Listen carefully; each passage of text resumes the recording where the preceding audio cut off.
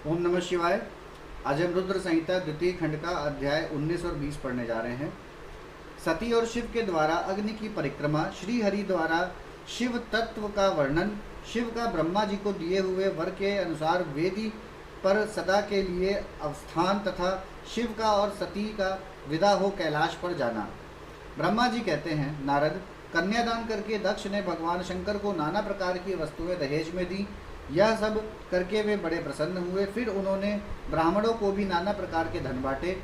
तत्पश्चात लक्ष्मी सहित भगवान विष्णु शंभु के पास हाथ जोड़कर खड़े हुए और ये बोले, देवादिदेव महादेव दया सागर प्रभु, तात आप संपूर्ण जगत के पिता हैं और सती देवी सबकी माता हैं। आप दोनों सत्पुरुषों के कल्याण तथा दुष्टों के दमन के लिए सदा लीला पूर्वक अवतार ग्रहण करते हैं। यह सनातन श्रुति का कथन है। आप चिकने नील अंजन के समान शोभा वाली सती के साथ जिस प्रकार शोभा पा रहे हैं, मैं उससे उल्टे लक्ष्मी के साथ शोभा पा रहा हूँ। अर्थात सती नीलवर्णा तथा आप गौरवर्ण और उससे उल्टे मैं नीलवर्ण तथा लक्ष्मी गौरवर्ण हैं। नारद, मैं देवी सती के पास आकर ग्रह सूत्रोक्त विधि से विस्तार पूर्वक सारा अग्निकार कराने लगा। मुझ आचार्य तथा ब्राह्मणों की आज्ञा से शिवा और शिव ने बड़े हर्ष के साथ विधि पूर्वक अग्नि की परिक्रमा की। उस समय वहाँ बड़ा अद्भुत उत्सव मनाया गया। गाजे बाजे और नृत्य के साथ होने वाला वह उत्सव सबको बड़ा सुखद जान पड़ा। तदंतर भगवान विष्णु बोले, सदाशिव, मैं आपकी आज्ञा से यहाँ शिव तत्व का वर्णन करता हूँ। समस्त देवता तथा दूसरे दूसरे मुनि अपने मन को एकाग्र करके इस विषय को सुने। भगवान, आप प्रधान और अप्रधान हैं, आपके अनेक भाग हैं, फिर भी आप भाग रहित हैं। ज्योतिर्मय स्वरूप वाले आप परमेश्वर के ही हम तीनों देवता अंश हैं। आप कौन, मैं कौन और ब्रह्मा कौन हैं? आप परमात्मा के ही ये तीन अंश हैं, जो सृष्टि पालन और संहार करने के कारण एक दूसरे से भिन्न प्रतीत होते हैं। आप अपने स्वरूप का चिंतन कीजिए। आपने स्वयं ही लीला पूर्वक शरीर धारण किया है। आप निर्गुण ब्रह्म रूप से एक हैं।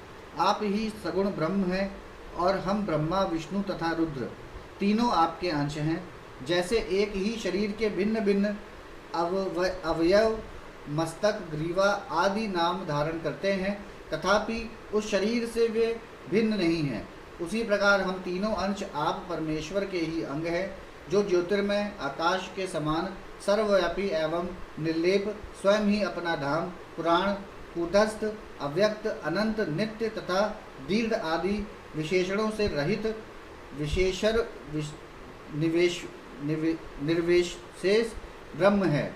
वहीं आप शिव हैं, अतः आप ही सब कुछ हैं। ब्रह्मा जी कहते हैं, मुनीश्वर, भगवान विष्णु की यह बात सुनकर महादेव जी बड़े प्रसन्न हुए। तदंतर उस विवाह यज्ञ के स्वामी परमेश्वर शिव प्रसन्न हो लौकिकी गति का आश्रय ले हाथ जोड़कर खड़े हुए मुझ ब्रह्मा से प्रेम पूर्वक बोले। शिव जी ने कहा, ब्राह्मण, आपने सारा वैवाहिक कार्य अच्छी तरह संपन्न करा दिया। अब मैं प्रसन्न हूँ। आप मेरे आचार्य हैं, बताइए आपको क्या दक्षिणा दूँ? सुरज्येष्ठ, आप इस दक्षिणा को मांगिए। महाभाग, यदि वह अत्यंत दुर्लभ हो तो भी उसे शीघ्र कहिए। मुझे आपके लिए कुछ भी अदेय नहीं है। मुने, भगवान शंकर का यह वचन सुनकर मैं हाथ जोड़ विनीत चित्त से उन्हें बारंबार प्रणाम करके बोला, देवेश, यदि आप प्रसन्न हों और महेश्वर, यदि मैं वर पाने योग्य हूँ तो प्रसन्नता पूर्वक जो बात कहता हूँ उसे आप पूर्ण कीजिए। महादेव, आप इसी रूप में इसी वेदी पर सदा विराजमान रहें, जिससे आपके दर्शन से मनुष्यों के पास पाप धुल जाएं। चंद्रशेखर, आपका सानिध्य होने से मैं इस वेदी के समीप आश्रम बनाकर तपस्या करूं, यह मेरी अभिलाषा है। चैत्र के शुक्ल पक्ष की त्रयोदशी को पूर्वा फागुनी नक्षत्र में रविवार के दिन इस भूतल पर जो मनुष्य भक्ति भाव से आपका दर्शन करे, उसके सारे पाप तत्काल नष्ट हो जाएं, विपुल पुण्य की वृद्धि हो और समस्त रोगों का सर्वथा नाश हो जाए। जो नारी दुर्भगा, वंध्या, कानी अथवा रूपहीना हो, वह भी आपके दर्शन मात्र से ही अवश्य निर्दोष हो जाए। मेरी यह बात उनकी आत्मा को सुख देने वाली थी। इसे सुनकर भगवान शिव ने प्रसन्न चित्त से कहा, विधाता, ऐसा ही होगा। मैं तुम्हारे कहने से संपूर्ण जगत के हित के लिए अपनी पत्नी सती के साथ इस वेदी पर सुस्थिर भाव से स्थित रहूंगा। ऐसा कहकर पत्नी सहित भगवान शिव अपनी अंश रूपिणी मूर्ति को प्रकट करके वेदी के मध्य भाग में विराजमान हो गए। तत्पश्चात स्वजनों पर स्नेह रखने वाले परमेश्वर शंकर दक्ष से विदा ले अपनी पत्नी सती के साथ कैलाश जाने को उद्यत हुए। उस समय उत्तम बुद्धि वाले दक्ष ने विनय से मस्तक झुका हाथ जोड़ भगवान वृषभध्वज की प्रेम पूर्वक स्तुति की।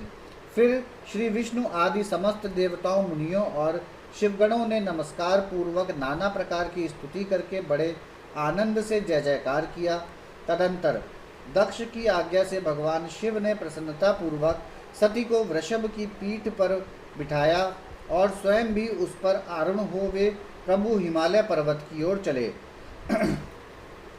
भगवान शंकर के समीप वृषभ पर बैठी हुई सुंदर दांत और मनोहर हास वाली सती अपने नील श्याम वर्ण के कारण चंद्रमा में नीली रेखा के समान शोभा पा रही थीं। उस समय उन नव दंपत्ति की शोभा देख श्री विष्णु आदि समस्त देवता, मरीचि आदि महर्षि तथा दूसरे लोग ठगे से रह गए, हिलडुल भी ना सके तथा दक्ष भी मोहित हो गए। तत्पश्चात कोई बाजे बजाने लगे और दूसरे लोग मधुर स्वर से गीत गाने लगे। कितने ही लोग प्रसन्नता पूर्वक शिव के कल्याण में उज्ज्वल यश का गान करते हुए उनके पीछे पीछे चले। भगवान शंकर ने बीच रास्ते से दक्ष को प्रसन्नता पूर्वक लौटा दिया और स्वयं प्रेमाकुल हो प्रथम गणों के साथ अपने धाम को जा पहुँचे। यद्यपि भगवान शिव ने विष्णु आदि देवताओं को भी विदा कर दिया था, तो भी वे बड़ी प्रसन्नता और भक्ति के साथ पुनः उनके साथ हो लिए।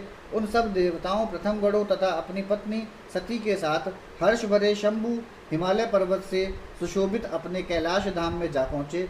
वहां जाकर उन्होंने देवताओं, मुनियों तथा दूसरे लोगों का बहुत आदर सम्मान करके उन्हें प्रसन्नता पूर्वक विदा किया। शंभु की आज्ञा ले विष्णु आदि सब देवता तथा मुनि नमस्कार और स्तुति करके मुख पर प्रसन्नता की छाप लिए अपने अपने धाम को चले गए। सदाशिव का चिंतन करने वाले भगवान शिव भी अत्यंत आनंदित हो हिमालय के शिखर पर रहकर अपनी पत्नी दक्ष कन्या सती के साथ विहार करने लगे। सूत जी कहते हैं, मुनियों, पूर्व काल में स्वयंभुव मवंतर में भगवान शंकर और सती का जिस प्रकार विवाह हुआ वह सारा प्रसंग मैंने तुमसे कह दिया। जो विवाह काल में, यज्ञ में अथवा किसी भी शुभ कार्य में आरंभ में भगवान शंकर की पूजा करके शांत चित्त से इस कथा को सुनता है, उसका सारा कर्म तथा वैवाहिक आयोजन बिना किसी विघ्न बाधा के पूर्ण होता है और दूसरे शुभ कार्य भी सदा निर्विघ्न पूर्ण होते हैं। इस शुभ उपाख्यान को प्रेम पूर्वक सुनकर विवाहित होने वाली कन्या भी सुख, सौभाग्य, सुशीलता और सदाचार आदि सद्गुणों से संपन्न साध्वी स्त्री तथा पुत्रवती होती है।